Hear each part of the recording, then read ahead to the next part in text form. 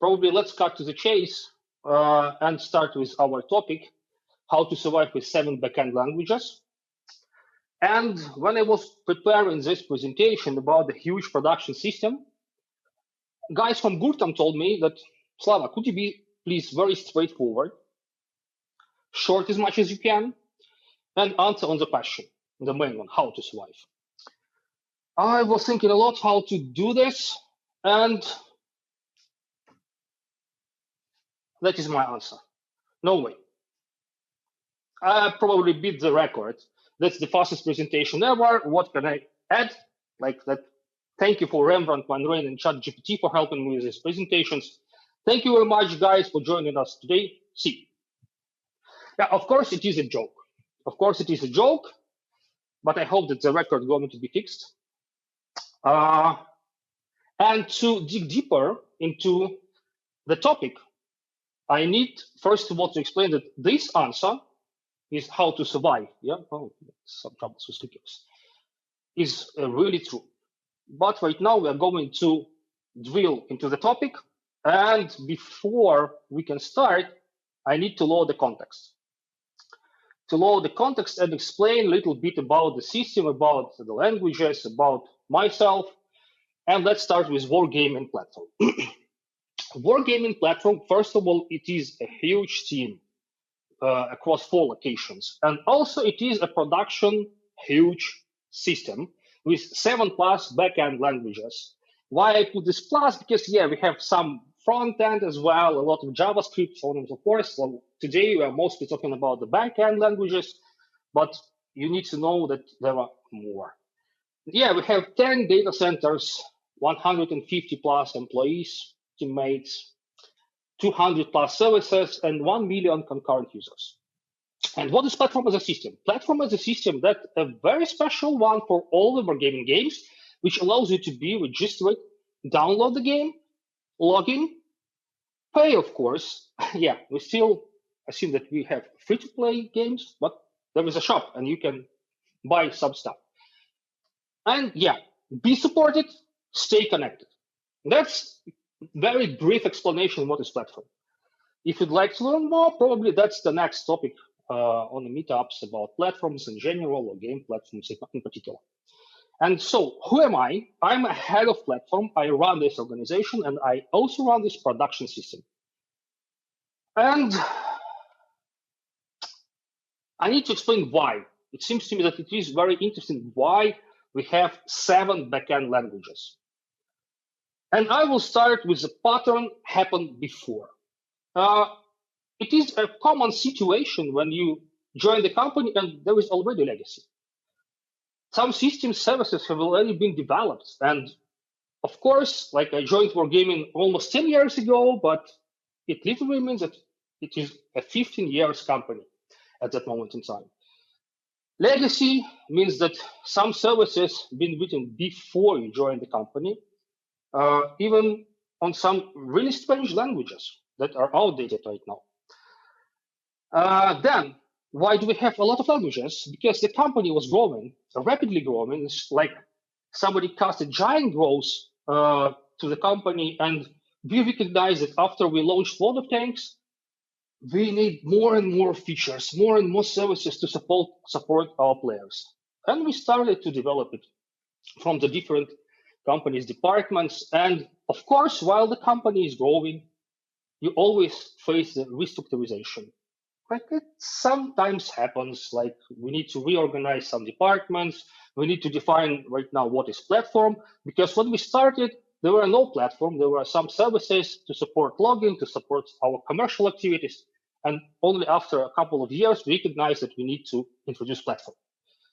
Yeah, and we need to write a lot of new business features. At some point in time, we figured out that we need to be careful with our hardware, and there were attempts to save some dollars on the hardware. And of course, you need to retain top key engineers. And it is like an infinite loop. Also, I'd like to explain these smiles, which I use in my presentation. You will see the smiles because from one perspective, it is a little bit funny. From other perspective, it won't help me. Like, okay, I know that happened before, and so what? Or structuring. So this is a story, and this meetup, this topic is like from one hand an engineering comedy, and from other hand is engineering tragedy. I won't provide you a silver bullet, definitely, but I will tell you some stories and probably provide you some hints and highlights to think about it and probably implement some small features that we have in platform. But let's move on. Right now, it is a time to introduce you to our zoo, explain what animals live in the zoo, and probably close to each animal, close to each backend language, I will tell you a small story to explain something about it, to highlight the situation we had when we introduced the new language, for example. So let's start. Our first citizen, our first creature is a powerful snake, Python. It appeared, as I told you, as a first creature in the zoo, and why? First of all, Big World engine, that's the game engine for almost all the Wargaming games, been written using Python. That is why it's quite natural choice to take Python for our backend services. Also, at that moment in time, Django probably was the best solution in class to write web application and some admin panels. Also, at some moment in time, PHP developers decided to get rid of PHP and switch to, guess what? To Python. And from our perspective, it was a really good assumption how we could hire some new, very gifted engineers. And what is even more important, the CTO was a fan of Python. And it is a 2009. Yes, we need to understand the timeline, the base. And here we should stop. Why? And the story behind the scenes leads me to explain a very painful thing I had. And I will be using this explanation probably a couple of times during this presentation. And that's my personal pain. That's the fight between two creatures in my hand, two gentlemen, manager versus engineer. Yeah, I started as an engineer a long time ago.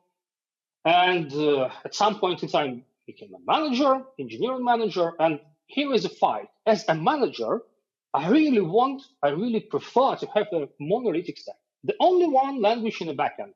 Super cool. I could do whatever I want with our crew, with going to be familiar with the language. But as an engineer, I'm interested in solving problems using the most efficient, most suitable approach, technology, language, so on and so forth. So I'd like to grow with an industry. I'd like to pick the really best in class solution to solve this issue. And that's kind of an infinite fight. And yeah, unfortunately, or fortunately, that's, I don't know, from the management perspective, from the engineering perspective, Python was not the only one creature. And the second creature that appeared in our zoo, welcome, Erlang. Erlang. Why? First of all, when World of Tanks became successful, we recognized that for such a lot, for our users, it is really impossible sometimes to find a ready-to-buy solution on the market. So at that moment in time, there were no chat solution that you could easily buy and adopt in your games to handle 1 million online at the same time. So we've been looking for an open source pattern based on eJabber, and then we customize it, and that is why Erlang, because again, eJabber dictate that we need to learn some Erlang. Then at that moment in time, when we recognized that we are going to adopt Erlang, we saw that it is a good idea to replace Twisted. It is a part of Python. It's already a little bit outdated and weird. So it is a good idea. Why don't we replace Twisted with Erlang? Also, at that moment in time, we felt like an Erlang community is growing. And that's a good idea. If the community is growing, it literally means we will have more engineers, more interesting topics, and the language itself going to be growing. So super cool. And what is also important, that chief solution architect was a fan of Erlang. It was 2013. And the story behind Erlang, I call this story because we cannot. That's the name of the story. And what happened? At some point in time, somewhere in 2013, 2014, there were a business need to develop a new service, which allows Wargaming to be connected with our users, to send messages to our players using command menu, using like SMS, push notifications, emails, and so on and so forth. And at that moment in time, all Python developers been overloaded with existing tasks. And they told like, okay, like, no, we are not going to take this into account. We are not able to develop it right now. No. Like, please, like, take it and go away. And our new Erlang guys told like, oh, cool, that's a really cool idea. If the Python developers cannot develop this service right now, why don't we try? We will use Erlang and we will introduce you a new service you want with a short period of time. Erlang is a new one, the new creation in the do. That is why the developers were with like fire in their eyes. And it seems to me that somewhere in their mind, there was a really small and clever thought that if you'd like to be adopted as a language in a huge system, you need to put the roots into the body of the system. And that is why OnePlus new service using Erlang, that's a cool story. That's how Erlang not only appeared, but became a really like powerful creature in our zoo. Next one. Next citizen in the zoo is Scala. And why Scala?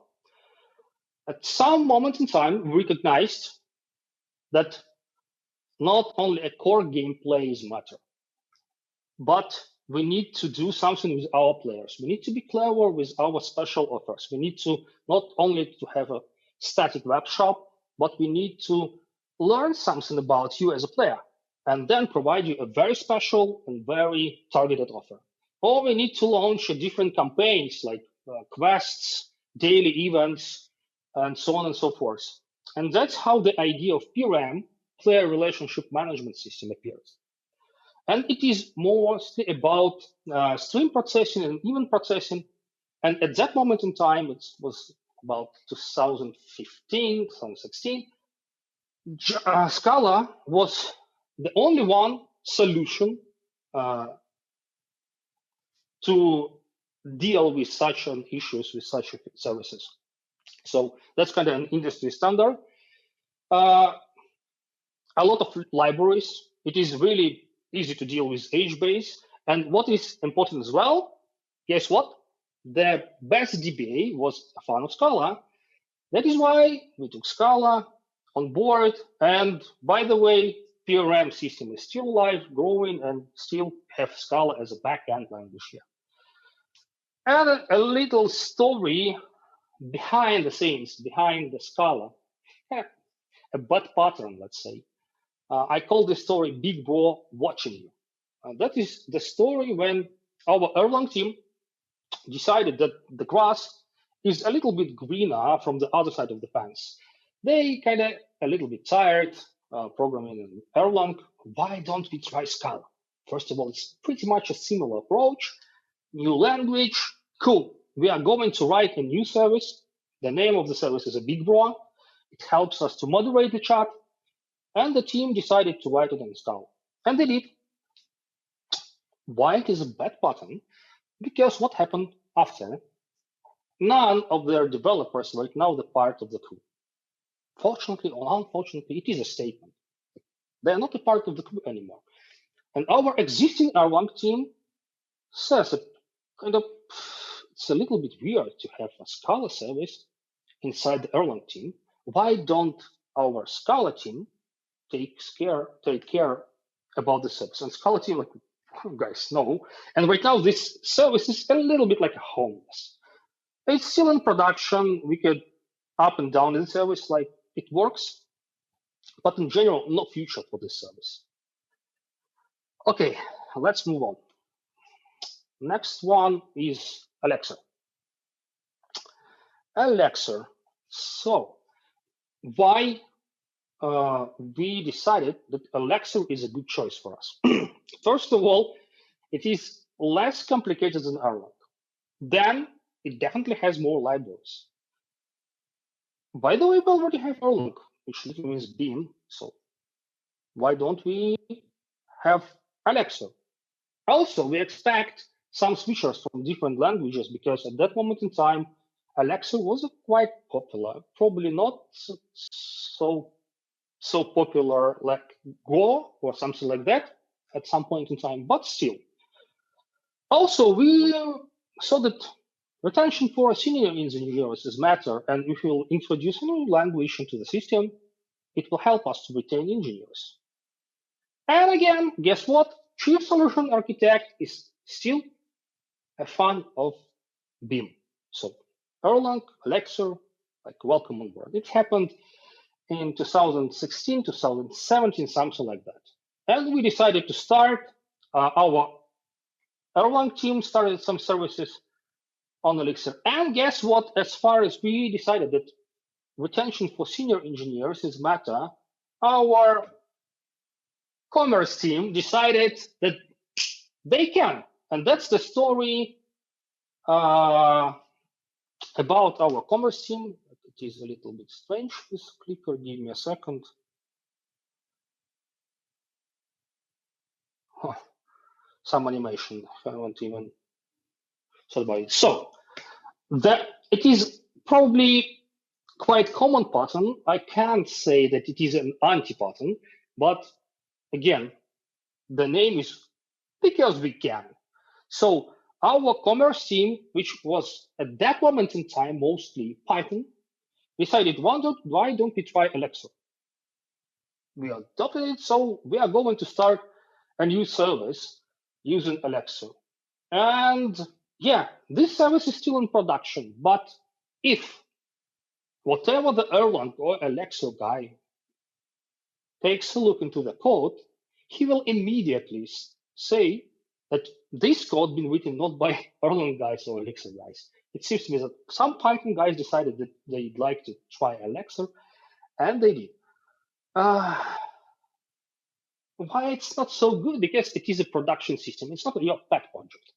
And right now we spend a lot to change it a little bit, to adopt. So that's kind of very common pattern. So let's move on. The next animal in the zoo is Java. And it happened accidentally in 2017 because of the team acquisition. I will tell this story a little bit later, but also why we think that Java is kind of okay. Because it was a fairy tale that it is easier to hire Java engineers from the market. Also, JVM rules the world. And guess what? Technical director of a new studio was a fan of Java. And the story behind the scenes here is the new studio and the new language. At some point in time, Wargaming is still growing. We have like our games. We need more features. We need more interaction with players. We need to extend platform to develop something new. That is why we just took a new studio in Seattle. And also, we've been told that, guys, this studio is mostly in Java. So let them do their stuff. They are professionals. They can help you. They can introduce new services to production, but like it's going to be written in Java. Okay, not a big deal. So new studio, new language, new culture, by the way, because it is in Seattle, and new time zone. And what happened next? Within a couple of years, Wargaming decided that we need to have a structure. We need to change platform a little bit. We need to extend different game teams as well. And guess what? Seattle studio been shifted to a new game activities. And we received a legacy out of Seattle written in Java. Of course, at that moment in time, we already had our own Java team, but there were a lot of services in Java, so much that maintenance was so complicated and the costs were high that we even rewrite some services on the different languages at that moment in time. Okay, let's move on. Go. Next feature is Go.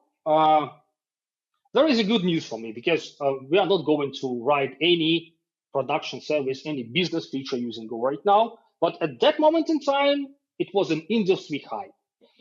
And one manager just blinked, and over the weekend, some services already appeared in production because it's an industry hype. Everybody wants to touch it. Everybody wants to do something with Go. Hopefully, we recognized it quite fast. We stopped the development in Go. Some services already been rewritten using different languages, but still we use Go to support our infrastructural activities, Kubernetes stuff, and so on and so forth. And I do not have any stories except the story how the proof of concept, how the pet project appears in the production. If engineers once, they definitely do, and be careful. That's my proposal for the leads or managers, like take care of your best engineers and be careful because the pet project at some point in time can appear in production. It's really an anti-pattern. You shouldn't do like this. Okay, and the last but not least creature in our zoo is Rust. And here I unfortunately can't tell that it happened before because I was the guy who accepted. The final call was from my side, and at the very end, my internal manager lost the battle, an engineer win, and we right now using Rust. Why? First of all, it started with a proof of concept. I will tell you the story a little bit later. Again, we decided that the cool stuff to retain a senior engineer, it's an industry cutting edge. Like it is the same as Go, the same vibe. Like you can see the fire in their eyes of engineers if they're going to try Rust. And guess what? The key architect was a fan of Rust. And this key architect started using a very clever pattern. What he did. At some point in time, we recognized that because we already have like a quite huge zoo, very complicated infrastructure, we decided that we need a sidecar. We need to write our own sidecar. And two of my engineers, two of my architects decided to write a proof of concept. First of all, they told me that they're going to take Rust because it's something compilable, it's really incredible, but we will prove it with numbers. And that's the trap. Be careful here because engineers can prove everything with numbers. What they did, they took Rust, Java, Erlang, specified the requirements for proof of concept, then wrote some code. And guess what? The numbers showed that Rust is definitely better for the sidecar as a project. And at that moment in time, this fire in my head started again, because what they did as well, they told me that, okay, you can have a half of a liter of our blood, and we can promise you, Slava, that we are going to build a special courses for our engineers. We are going to study Rust all over the platform, and that's how you will deal with your managerial risks, like a buzz factor, how to hire, like how to maintain and support the services. We are going to build a really huge learning and development platform for you here. And that's how you're going to entertain your engineers. That's the good idea. And as I told you, yeah, my internal manager lost this battle, and we decided that Rust is a new creature in our zoo. Welcome on board Rust. And there was a second story. I told it because we can too. It's pretty much the same as in previous one. When we need something to deliver to production, we started with a gateway. Okay, I will return back. Yeah, we started with a rewriting a gateway. It used to be developed in Java, and at that moment in time, we had a Java-based gateway API. And our Rust guys told us, okay, anyway, we need to rewrite it. We are going to write it in Rust. And it's kind of no engineering reasons, but we can. And we have fire in our eyes. So we are going to try some Rust. And they did like quite fast. It is incredibly fast. When you're introducing something new, and engineers, like, they understand that to adopt this technology needs to put their roots into the body of the system. That is why they could do incredible things, incredibly fast, incredibly accurate, with a really good quality. And yeah, one more Rust service appeared, and Rust became a powerful creature in our zoo. So 7. That's how we live right now. And there are 2 more stories about our zoo.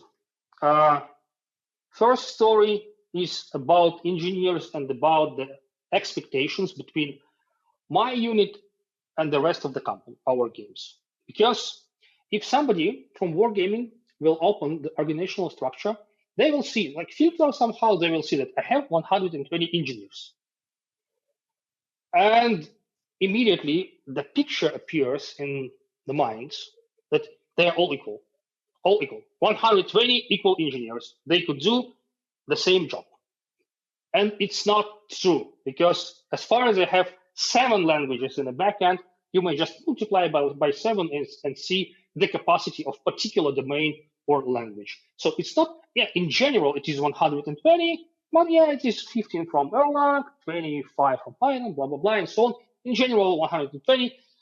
And what happened? Right now, we are in progress with very huge project. I can't tell you the details because of the NDA, but at some point in time, a couple of months ago, I needed to extend our account domain, our core account team. And our account services mostly written in Python. And guess what? I don't have enough Python engineers right now. And I called like my crew and asked to help. And some of the guys agreed because, like, I will tell what we did to achieve this stuff. But in general, like, you have like a Python stuff, you need to extend Python stuff. You do not have enough Python developers. In general, 120, but only 38 or whatever the number of Python engineers. And you can't do nothing about it. And sometimes you may face a second issue here that, okay, I can call you to write some code, whatever, in Java. But that's rationalism versus love. Some of the engineers can say, like, you know, I really enjoy programming Erlang. I could do a little bit Alexa. I hate Java. I'm not going to write any code in Java. And it hurts. So let's summarize. I told you some stories about languages, about patterns and anti-patterns, and right now we need to take a sense out of the stories and structurize why it hurts. When I was preparing this thesis, I decided to put it on the 3 pillars. And the first one is human factor. Why it hurts? Because you have no possibility to replace an engineer within the team. You're unable to fix the incident, almost unable, because if something been broken in the Erlang service, Python developer won't help you. You can't switch the team or engineers to something else. I just told you the story about accounts and our new project. Also, very expensive maintenance, very expensive maintenance. You know that compliance and GDPR and EU minors, like we have a lot of new requirements from legals, and you need to deal with old services. And it is expensive if you have 7 in a backend. also why it hurts, because you have a really super engineer in your team, super one, like very gifted and talented, but at some point in time, this particular guy can't help you with writing code. He could help you with some architectural stuff, like, and so on. But when you need to write some code in Python or whatever the language, he cannot help you because he's from Java domain or something like that. Then collaboration with other departments is painful. Sometimes we use code development activities with different departments if I have a lack of, I hate this word, but okay, let me put it this way, resources. If I have lack of resources, I can request, like, okay, thanks, or like, guys from World of Warships, could you please help me? And yes, I can if it is mostly about Python. If you need to rewrite something or extend our Erlang team, no way. Then you need to entertain your senior engineers instead. Of course, if you have senior engineers, they need to have a senior level of tasks. And you do not have much. And if you have 7 backend languages, 7, just multiply it by 7. So you need 7 times more interesting tasks for senior engineers, and it is insane. Like, it is too complicated. So it is a challenge for me. Like, everybody wants to grow, be successful, develop your own, like yourself, like an engineer. How we can do it with new tasks, with a certain level of complexity. But unfortunately, I can't help everybody. Then hiring and training. It is a challenge, especially when we moved to Lithuania. We are new on this market. Oh, okay, 3 years on the market, but at some point in time we were new, and it was really complicated to hire an Elixir guy. And last but not least, the different level of language complexity to shift from Python to, I don't know, Rust. It is a challenge. We still have courses for our engineers, but it is a challenge. So from the engineering perspective, some technologies didn't live up to expectation. It happened, for example, like with Erlang. We expected more. The community was growing, but then something happened. The industry changed. And right now, it's a very niche and narrow language.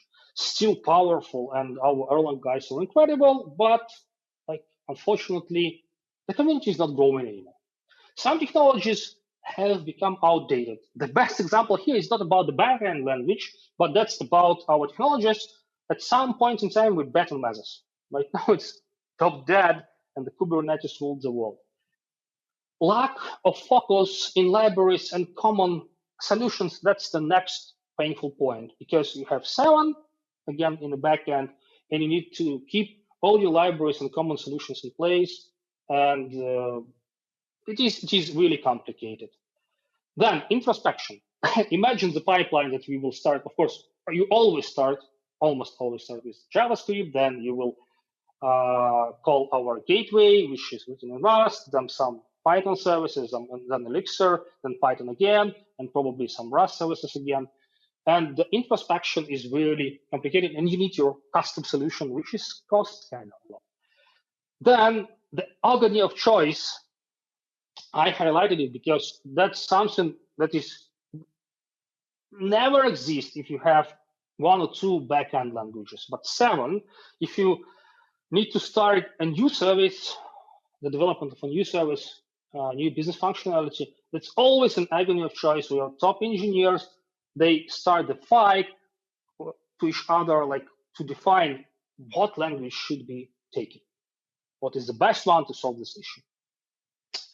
Then the last one is, you may recognize that you already developed some solution, and right now there is there is a standard, like that. How it happened with our Scala development, that's going to happen with Rust, I believe. And you can adopt because you already put a lot of efforts to this. And to adopt and implement the standard, you need to spend money and time. Yeah, you can, but it is complicated. And right now you have 7 languages. So multiply it again by 7. From the business perspective, there are only 3 reasons why it hurts. First is time to market. With all this stuff, with agony of choice, with proof of concepts, And at some point in time, you may recognize that all your Python developers are quite busy, and to write your new service, web service, I don't know, like whatever the technology. Okay, probably in Java it's still quite fast, but not definitely Erlang or something like that. So time to market is matter. Then the approach is do not fail, recover fast. It costs a lot, and it is complicated. Okay, it doesn't really matter if you fail, but the matter is how fast you can recover. And it is expensive, it is complicated, and business still expect that the system is reliable. And at the very end, like the last one is costs. Of course, business still take care of costs. How much will it take us from the time perspective, from the money perspective? And when you have 7 backend languages, yeah, it's going to cost more. So how I live in this zoo? As far as you can see, I'm still alive. That's mean that there is a trick. So I survived somehow. And there are some hints and tricks that helps us to live in the zoo. And again, I structured that tricks on 3 pillars. But first, I'd like to say the following, that as a manager, I already accepted that it is not a good situation when you have 7 backend languages. It hurts, and I accepted it. As an engineer, these gentlemen is still fighting. Like, I'm still trying to find a trade-off. Like, okay, 7 is too much, but what about 6? Is it 6 too much? And my manager says, like, no, 6 is still too much. Like 5, 4. How many? How many should be in the backend? I will give you an answer at the very end of the presentation. So as an engineer, I still try to find a trade-off. So what helps me to live in the zoo, to manage the zoo? First of all, we have our technical radar. It's quite common technology, quite common approach. There is a technical radar and some languages that are adopted for on hold, and you can see, and when you start something new, even managers who are not familiar with technologies could open the technical radar, take a look and see. Of course, we use proof of concept approach and team approval approach. Be careful, as I told you before, engineers could provide you a lot of numbers, and we'll try to convince you with these numbers. But it works, but be very careful here. API versioning, then common deployment. We use Kubernetes and one more our special tool that we call Podman. Structured interactions, interaction registry helps you to deal with the situation when you at least understand what is going on in your system, and you could specify how the services should talk to each other, specify the request and response and some exceptions and errors. Yeah, we definitely use common metrics. Okay, about to use common metrics. We already have common logging, common traces. We use approach when we are rewriting from outdated language to something new. And probably one of the most powerful engineering features here is the end-to-end testing and overall the good test coverage and good test practices. Because if you have your end-to-end tests, you have your monitoring, it is for developers, it is easier to get rid of old service, remove the old service, rewrite it in a new language, or partly rewrite, then launch the tests and everything is green, we succeeded. If something is not green and red, so we know what to do. And all these small tiny things is going to be mentioned. So that's incredible one. So from the management perspective, we call this approach the technical dictatorship, and we request our engineers to know more than one language. And we started a long time ago with Erlang, Elixir, and right now Rust. We have our special courses, internal one, and they're pretty much successful because other departments in Wargaming use our courses and our best engineers as teachers. can provide you some knowledge here. Then we have a special technical meetings where we can synchronize on a common solution and common approaches to be sure that whatever the language you are going to use it in a certain way. And of course, we have our solution architect group. That's the common group for all the platform. These guys control the structure of the platform, the architecture of the platform. They could guide whatever the team, what to do next, how to deal with the services. They could even dig deeper into the application level architecture, and they can propose you how to write, where is the registry, how to specify request response, and so on and so forth. Then awareness about the problem of the Zoom means like as far as I as a manager accept it, I'd like to talk about it loudly with my crew, and that is why we have like our technical meetups, digest, highlights, and we quite often we try and we highlight these specific pain points that we have in our Zoom. And probably the most powerful one is like, guys, the penalties for violating the technical radar. That's very important, very important. From business perspective, there are two proposals or solutions for you guys. First is get rid of some services from time to time. I'm not talking about rewriting the services. I'm talking about get rid of the services. Maybe something outdated. You already replaced with something new. So you need to get rid of this. And that's how we solve the issue with Twisted, by the way. At some point in time, we recognize that, okay, we get rid of all Twisted services in production. And also build or buy exercise. Right now, it is an approach which our product manager use. What they do. When we try to introduce new feature or a new service, new functionality to production, they start with an exercise. Is there anything on the market that we can buy instead of developing?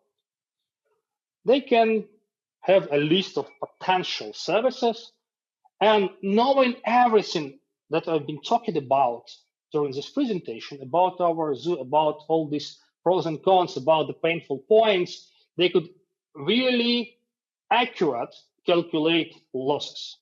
When you're calculating P&L, so all losses goes to like the time, the costs, the availability of some resources, and knowing what is going on with the Zoo, they could very accurate calculate P&L. So, have I solved everything? No way. You see that my very fast answer from the beginning of presentation is still remains the same. No, I haven't solved all the issues, but I highlight you some hints how to live in this. We are in progress, and probably my internal engineer at some point in time will accept, and we will get rid of some languages in the backend. But right now, we have what we have. And postscriptum. There are three calls. The first call is to engineers. Guys, please remember that the code you write will be supported most likely not by you. So please write. It is like, yeah, I'm a Captain Obvious right now. Like write carefully with comments, and remember that your teammates going to support your code, probably not you. For managers, follow the technical radar and dismiss those who do not follow it. It's very important. No pet projects on the production. No like new services over the weekend. It shouldn't happen in the system. And my call to architects, guys, you may not succeed with the only one backend language, but 2 is a really good number. Yeah, I'm not talking about Java right now.